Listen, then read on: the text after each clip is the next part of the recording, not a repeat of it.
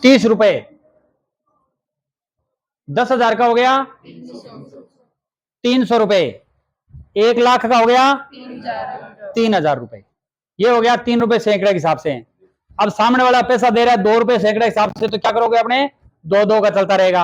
अगर मान लीजिए पैसे मिल रहे हैं अपने को 5 रुपए सैकड़े के हिसाब से, तो 5-5 मिल रहे। ये 1 महीने का ब्याज निकाला अपने को, है ना। अब सामने वाला अपने को 2 साल के लिए दे रहा है, 1 साल के लिए, तो वो उसको साल को आप महीनों में गुणा कर लोगे।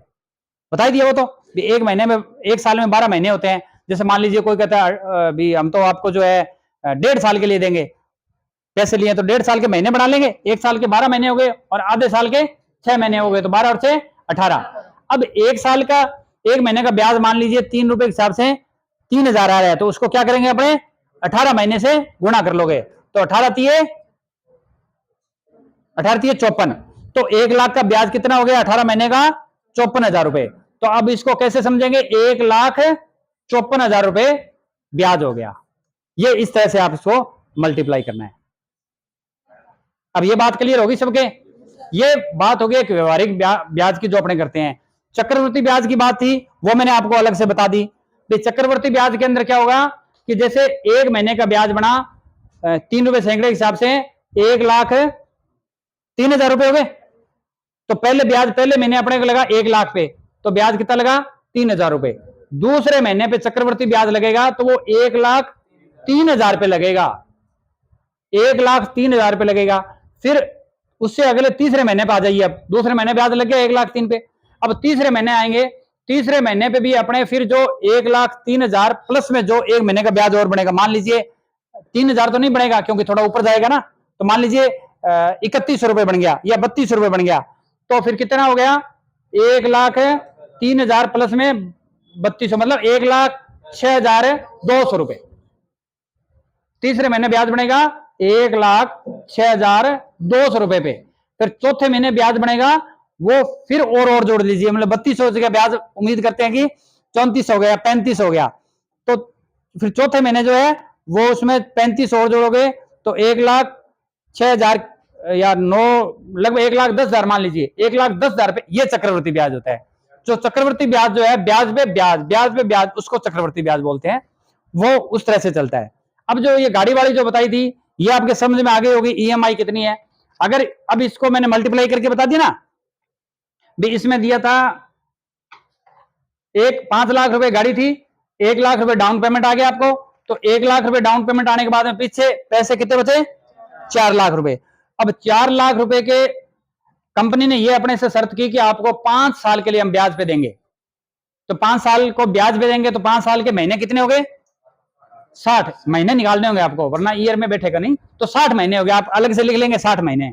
उसके बाद में इंटरेस्ट रेट कितना लगाएगा कंपनी पे डिपेंड है। अपने कंपनी ने कहा भी हम देखो 15% लेंगे, 15% लेंगे। तो 15% का, हालांकि ये तो एक अपना सीधा तरीका है, हालांकि आपको एक्सेल जब आप करोगे तो ईएमआई निकालने का तरीका और है, इंटरेस्ट ब्याज निकालने का तरीका फॉर्मूला और है यहाँ पे, और उसके बाद में प्रिंसिपल मूल कितना है, टोटल कितना है, ये सारा का सारा फॉर्मूले में है। बट ये अभी अपने नहीं करके, ये अपने एक्सेल में आएंगे तब करेंगे। तो अगर आपने एक्सेल जब आप करो तब इसको अगर आपने ढंग से कर लिया या लिख लिया अपने रजिस्टर में, तब मैं लिखवा रहा हूँ 4 फॉर्मूले लिखवाता हूँ ना एक्सेल में, कि आप चारों रजिस्टर में नोट करोगे। इसका नोट करने का रीजन यही है कि ये अपने रोजमर्रा के काम के हैं, आपको अपने को सुबह शाम इसकी जरूरत पड़ती है। तो अगर आपने इसको ढंग से सीख लिया तो उसके बाद में अपने दिक्कत नहीं आएगी। तो यहाँ इंटरेस्ट रेट बता रहा है 15%, ये ऊपर नीचे भी हो सकता है, कई बार हो सकता है आज 15 चल रहा है, कल को 16 लगाए, 14 हो जाए, 17 हो जाए, वो ये मार्केट के ऊपर डिपेंड करता है कि मार्केट की वैल्यू क्या रहती है पैसों की, उसके ऊपर डिपेंड होता है। तो आज की रेट में अपने अगर गाड़ी लेने जाएंगे तो 15,000 रुपए जो है वो ब्याज लगेगा, 15% अपने को इंटरेस्ट रेट लगेगी। ईएमआई बोलते हैं किस्त को। तो इसकी किस्त आ गई, इसमें दे रखी है, ये आपको फॉर्मूले से निकाली हुई है।